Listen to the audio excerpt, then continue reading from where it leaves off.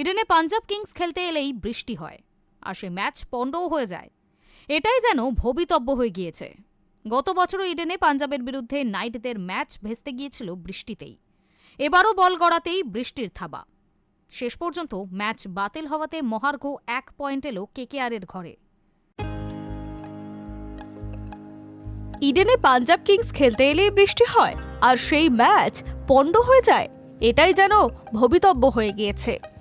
গত বছরও ইডেনে পাঞ্জাবের বিরুদ্ধে নাইটদের ম্যাচ ভেস্তে গিয়েছিল বৃষ্টিতে। এবার পাঞ্জাবের ম্যাচের বল গড়াতেই বৃষ্টির থাবা। শেষ পর্যন্ত ম্যাচ বাতিল হওয়াতে মহার্ঘ 1 পয়েন্ট এলো কেকেআরের ঘরে।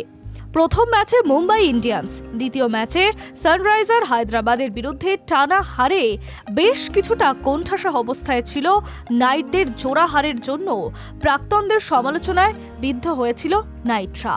কলকাতায় নাইটদের সমস্যা কোথায় কোথায় তা সহজেই অনুমেয়। বোলিংয়ের আগ্নেয়াস্ত্রের ঘাটতি, ফিনিশিংয়ে দুর্বল, স্পিনাররা ছন্দহীন, প্ল্যান বির অভাব, সবকিছু নিয়ে একেবারে ঘেঁটে অবস্থায় রানহারাদের। কিন্তু সমাধান, উত্তর নেই বললেই চলে। এত সব কিছুর মধ্যেও সোমবার ইডেনের ঘরের মাঠে নেমেছিল কলকাতা নাইট রাইডার্স। দুই ব্রহ্মাস্ত্র সুনীল নরিন ও বরুণ চক্রবর্তীকে বাদ দিয়ে 7 বছর পর দুই স্পিনারকে ছাড়া মাঠে নামল নাইটরা। অধিনায়ক রাহানে জানিয়ে গেলেন, নরিন অসুস্থ, বরুণ আগের ম্যাচে চোট পেয়েছে।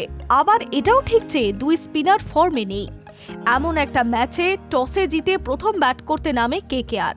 তবে 3 ওভার যেতে না যেতেই যেমনভাবে ঝড় বৃষ্টির তাণ্ডব চালালো, তাতে দর্শক ধরেই নিয়েছিল ভেস্তে যাবে ম্যাচ। একজনকে তো গ্যালারির বাকেট চেয়ারে বেঘরে ঘুমোতেও দেখা যায়।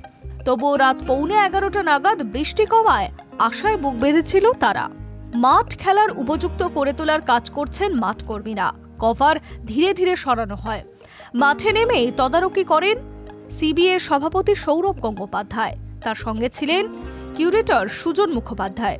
এই পরিস্থিতির মধ্যে মাঠে নামলেন পাঞ্জাবের কোচ রিকি পন্টিং। ঘাস ছুঁয়ে দেখে মাঠ কতটা ভেজা সেটাই যাচাই করার চেষ্টাও করলেন তিনি। তবে শেষ পর্যন্ত ভেস্তে গেল ম্যাচ। আম্পায়ারের মাঠ পরিদর্শনের পর দুই অধিনায়ক আজিঙ্ক রাহানে এবং শ্রেয়াস আইয়ারের সঙ্গে আলোচনা করে জানিয়ে দেন 11.14 মধ্যে খেলা শুরু হয়। 5 ওভারে ম্যাচ শুরু সম্ভব নয়, ফলে দুই দল ভাগাভাগি করে নিল 1 পয়েন্টে।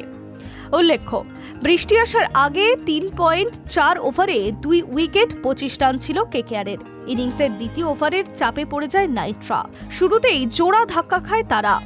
জেভিয়ার বার্লেট একই ওভারে চতুর্থ এবং ষষ্ঠ বলে ফিন অ্যালেন ও ক্যামেরন গ্রিনকে ফেরান। অনেকেই বলছিলেন বৃষ্টিতে খেলার 12টা বেজে যাওয়াই ভালো। আরে বাবা, দিন পক্ষে 1টা পয়েন্ট তো ঘরে এলো।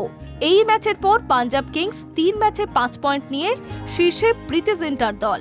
2 ম্যাচে 4 পয়েন্টে দ্বিতীয় আরসিবি।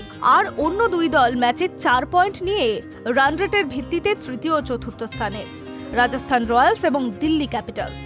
3 ম্যাচে 1 পয়েন্ট নিয়ে 8-এ কেকেআর। নাইটদের রান রেট খুব খারাপ, যা আগামী দিনে সমস্যায় ফেলতে পারে তাদের। Hi News network.